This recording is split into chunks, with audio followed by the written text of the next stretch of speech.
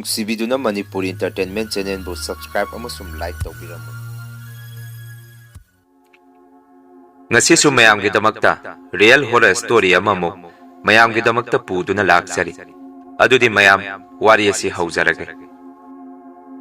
India gi manung sanna leiba Hyderabad hairiba mafam asida Kundan Bagh haidana colony ama leirami.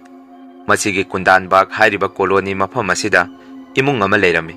Matai manawani aduga machanupi aniga makoigi family asi makoina leiriba lakai aduda mayamdagi khara tungana tana leiba haibadu oirami. Imung asi matam pumbada khanaduna tale haibadi imung adugi matai manawani si maramdi karigino haiba matamda matai manawani dugi marakta nupi adu laitin jadu mantra khara thawai yawba misak amani. Maduda magi nupana nupi aduda matam pumbada asumna hairami. Karigino nangna matam pumbada laitin but bread asi ningduna ta leirisi. Nangi adugumba mong mataw aduda yumthangna na leiriba miyoy singna akoy si loina tinaba kiri. Aina yumdagi office chatnaba thorakpada lekai asigi miyoy singna aingonda munna yengnaba hore. Nang madugumba oiroidaba thabakto tawganu. Isa anisi phajana semduna leisi haiduna nupi aduda magi nupana haijarami. Adubu nupi adudi magi nupana phana haijarabasu kala jadu lighting gi oiba thabak sing adu thado omkhidi. Matam pumbada numidanga thengbada mi tumna himna khraba matamda nupi adu makuta kendala mapaiduna yumgi akoibada kuchat chattuna leirami. Asumna nongmadi nupa aduna office halakpada magi yum manungdagi mioi khara lighting gi mantra gumba sonba makholama nupa aduna tarami. Matam maduda nupa aduna magi yumgi thong adu thilami. Adubu thong adudi phana kuira phau hangtorakhidi.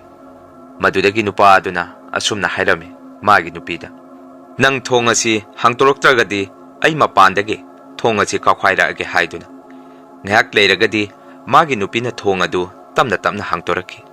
Matam maduda nupa aduna saungniman khiduna magi nupibu mamaida kupangna tharami. Maduda nupa adugi masa nupi anidu mapa tamna thanga mamam paiduna chenselakhi angakpa kiba mataw amada. Madudagi nupa aduna magi nupida sumna hairami. Nangi nasa anisu nangna kala jadu loina tambiraba mali mapa aingonda thangna thinge tawribasi haiduna. Nupa aduna yamna saungna adumna magi nupida hairingai makoigi sakum kichel lomdagi tantrik baba ama thoraki. Matam maduda nupa aduna tantrik baba aduda nangdi kanano mafam asida kaidawramino hangami. Maduda magi nupina sumna khumaki mangda uriba tantrik baba asi aigi guruni. Ngasigi numid asi aina ningjariba lai asige puja tawba numit tai. Maduna aigi guru si kauduna laigi thorom pangthoklamini hairami. Matam maduda nupa adu asuki matik sauba henkalaki. Aduga magi nupida asumna muk hairami. Nangse pura angaubi haibada ole.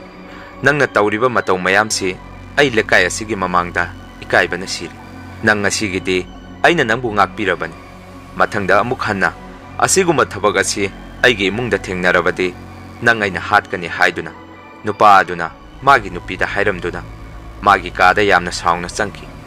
Asumna matam khara leiraba matungda nongma numidang ahing amada nupa aduna tumlingaida makoigi yumgi mathakta haudonggumba sanga na sienbagi makholama nupa aduna tarami. Matam maduda nupa adu tumba yadabadagi torchlight ama paiduna mapanda thoraktuna makoigi yum mathakta magi torch adu thanduna yengami.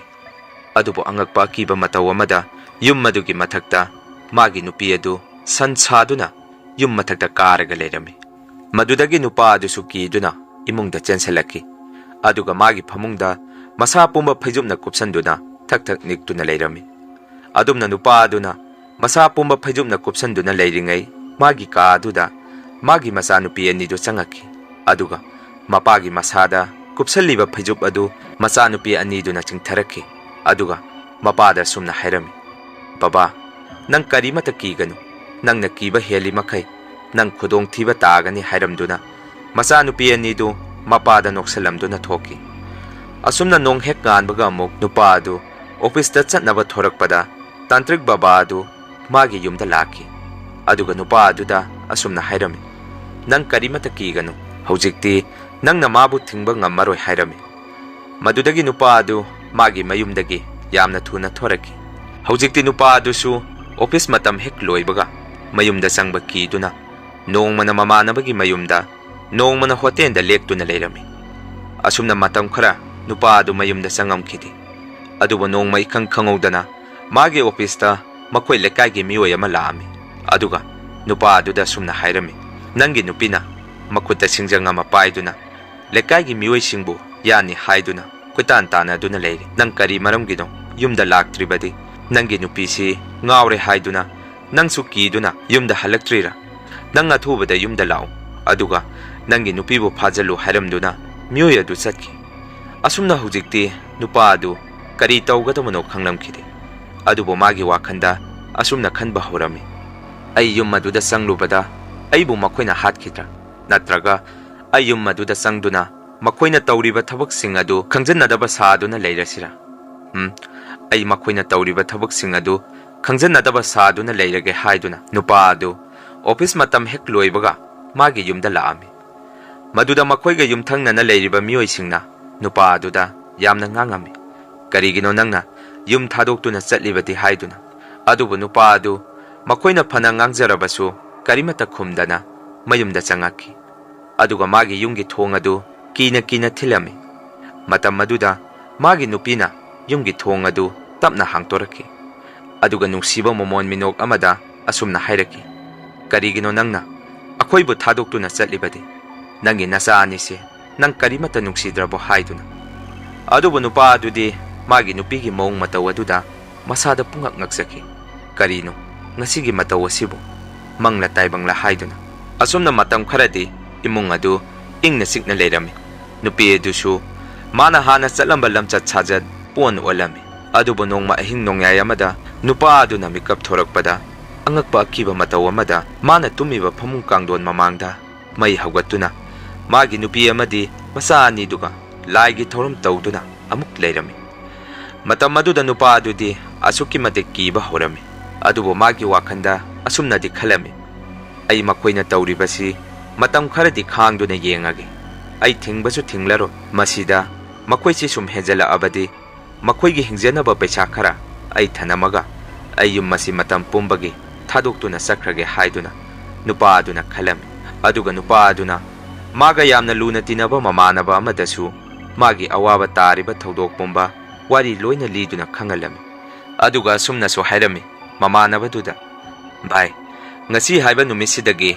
ꯑꯩ ꯌꯨꯝꯗꯒꯤ ꯊꯣꯛꯈꯤꯕꯗꯒꯤ ꯑꯃꯨꯛ ꯍꯟꯅ ꯌꯨꯝꯗ ꯍꯜꯂꯛꯂꯔꯣꯏ꯫ ꯑꯩ ꯈꯥꯡꯕ ꯌꯥꯕ ꯈꯥꯡꯉꯦ, ꯌꯦꯡꯕ ꯌꯥꯕ ꯌꯦꯡꯉꯦ, ꯑꯗꯨꯕꯨ ꯃꯈꯣꯏꯗꯤ ꯑꯍꯣꯡꯕ ꯑꯃꯠꯇ ꯂꯩꯔꯝꯗ꯭ꯔꯦ꯫ ꯑꯩꯅ ꯇꯥꯟꯖꯕ ꯂꯟ ꯊꯨꯝ ꯄꯩꯁꯥ ꯄꯨꯝꯕ ꯑꯩ ꯌꯨꯝ ꯑꯗꯨꯗꯒꯤ ꯊꯣꯔꯛꯇ꯭ꯔꯤꯉꯩ ꯑꯩꯒꯤ ꯐꯃꯨꯡꯗ ꯂꯣꯏꯅ ꯊꯝꯕꯤꯔꯝꯃꯒꯦ, ꯑꯗꯨꯒ ꯑꯩꯗꯤ ꯃꯈꯣꯏ ꯈꯪꯍꯟꯗꯅ ꯊꯣꯛꯈ꯭ꯔꯒꯦ ꯍꯥꯏꯗꯨꯅ ꯃꯃꯥꯟꯅꯕꯗ ꯋꯥꯔꯤ ꯄꯨꯝꯕ ꯂꯣꯏꯅ ꯇꯝꯃꯝꯃꯤ꯫ ꯑꯁꯨꯝꯅ ꯅꯨꯄꯥ ꯑꯗꯨꯅ ꯃꯥꯒꯤ ꯃꯃꯥꯟꯅꯕꯗꯨꯗ ꯋꯥꯔꯤ ꯄꯨꯝꯕ ꯂꯣꯏꯅ ꯇꯝꯃꯝꯗꯨꯅ ꯃꯌꯨꯝꯗ ꯍꯜꯂꯛꯈꯤꯕ ꯅꯨꯃꯤꯠ ꯑꯗꯨꯗꯒꯤ ꯅꯨꯄꯥ ꯑꯗꯨ ꯑꯃꯨꯛ ꯍꯟꯅ ꯂꯩꯀꯥꯏꯒꯤ ꯃꯤꯑꯣꯏ ꯑꯃꯗꯤ ꯃꯥꯒꯤ ꯃꯁꯨꯡ ꯃꯃꯥꯟꯅꯕꯁꯤꯡꯅ ꯎꯕ ꯐꯪꯈꯤꯗꯦ꯫ ꯑꯗꯨꯒ ꯃꯇꯝ ꯈꯔ ꯂꯩꯔꯒꯗꯤ ꯅꯨꯄꯥ ꯑꯗꯨꯒꯤ ꯂꯩꯍꯧꯔꯤꯕ ꯃꯆꯥꯅꯨꯄꯤ ꯑꯅꯤꯗꯨꯅ ꯏ ꯉꯥꯛꯇ ꯌꯥꯎꯕ ꯕꯣꯇꯜ ꯑꯃ ꯄꯥꯏꯗꯨꯅ ꯁꯥꯟꯅꯗꯨꯅ ꯊꯣꯔꯛꯈꯤ ꯍꯥꯏꯗꯨꯅ ꯃꯈꯣꯏꯒꯤ ꯌꯨꯝꯊꯪꯅꯕ ꯃꯤꯑꯣꯏꯁꯤꯡ ꯑꯗꯨꯅ ꯍꯥꯏꯔꯛꯈꯤ꯫ ꯑꯁꯨꯝꯅ ꯍꯧꯖꯤꯛꯇꯤ ꯅꯨꯄꯥ ꯑꯗꯨꯁꯨ ꯑꯃꯨꯛ ꯍꯟꯅ ꯎꯕ ꯐꯪꯈꯤꯗ꯭ꯔꯦ꯫ ꯑꯗꯨꯒ ꯅꯨꯄꯥ ꯑꯗꯨꯒꯤ ꯅꯨꯄꯤꯗꯨꯅ ꯅꯨꯃꯤꯗꯥꯡ ꯑꯊꯦꯡꯕꯗ ꯃꯈꯨꯠꯇ ꯀꯦꯟꯗꯜ ꯑꯃ ꯄꯥꯏꯗꯨꯅ ꯃꯈꯣꯏꯒꯤ ꯌꯨꯝꯒꯤ ꯑꯀꯣꯏꯕꯗ ꯀꯣꯏꯆꯠ ꯆꯠꯄ ꯍꯧꯔꯝꯃꯤ꯫ ꯑꯗꯨꯒ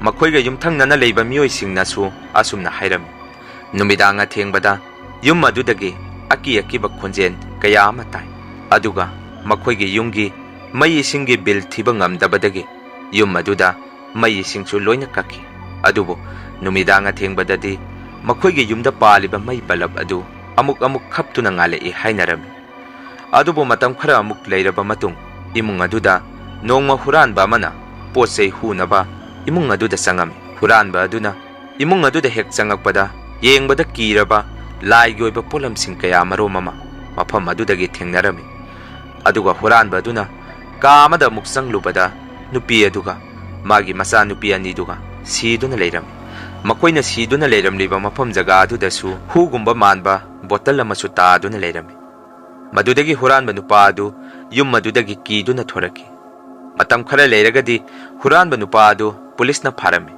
ꯑꯗꯨꯒ ꯍꯨꯔꯥꯟꯕ ꯑꯗꯨꯅ yum madugi matangda pulisingda wari pumba tamami. Madudagidi pulising aduna yum maduda changluba matamda mama macha makhoi hum pulap siduna leirami. Adubo khwaidagi ngaglebadi pulising aduda yumthangnaba miyoisingna asumna hairake hai. Makhoina siribasi kayam kuirabanodi khangde. Tawbadabu numit khudingi yum masida nupi aduna kendal ama pairaga adum chatli haiduna.